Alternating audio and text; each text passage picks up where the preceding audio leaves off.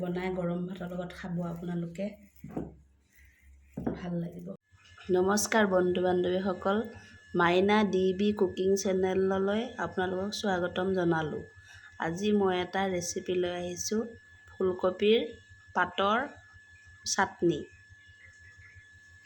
আমি চাটনিখিনি বনাবৰ কাৰণে কি লৈছোঁ চাই লওঁ আহক। প্ৰথমতে লৈছোঁ এই ফুলকবি এই ঠাৰিবিলাক, তাৰপিছতে এই কেইটামান শুকান জলকীয়া, কেইটামান ক'লা জিৰা, কেইটামান নহৰু। এতিয়া প্ৰথমতে আমি এই ঠাৰিৰ পৰা ধুনীয়াকৈ পাতখিনি, গোটেইখিনি পাত এনেকৈ ছিঙি ল'ম। এতিয়া নতুনতে ফুলকবি এইবিলাক ওলাওঁতে ফুলকবিটো কম হয়, কিন্তু পাতবিলাক বহুত বেছি আহি যায়। আমি তাকে কেনেকৈনো পাতবিলাকো নেপেলাই ধুনীয়াকৈ খাব পাৰি। এনেকৈ খালে খুব ভাল লাগে। এনেকৈ আপোনালোকে খাই চাব, এদিন খাই চালে আৰু খাওঁ খাওঁ লাগিব। এতিয়া আমি ক'লা জিৰাখিনি ভাজি ল'ম।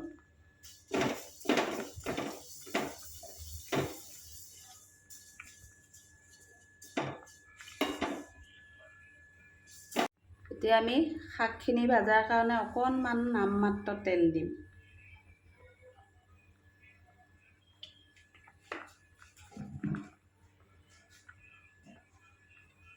তেলখিনি গৰম হ'লে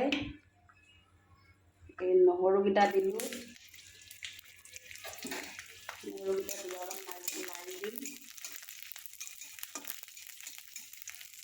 এতিয়া তাতে শুকান জলকীয়া এটা দি দিম।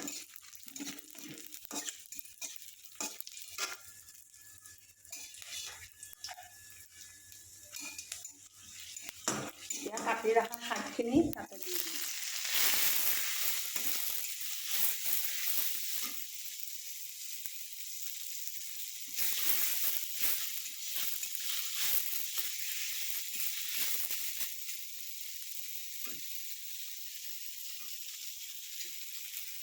একেলগে অকণমান ইয়াতে জোখ কৰি এতিয়াই নিমখ দি দিম, পিছত আৰু নিদিওঁ আৰু।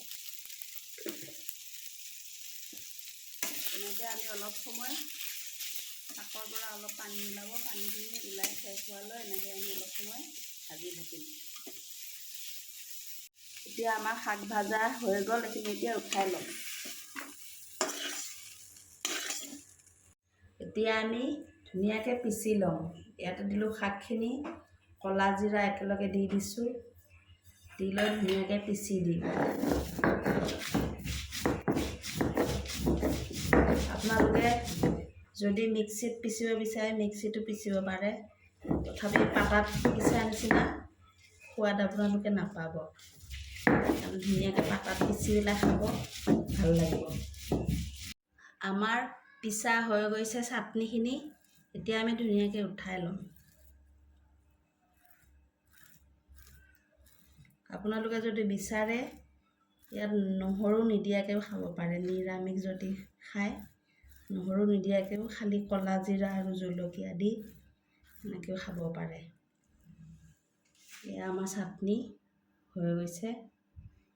এতিয়া গৰম ভাতৰ লগত খালে ধুনীয়া লাগিব। বনাই গৰম ভাতৰ লগত খাব আপোনালোকে, ভাল লাগিব।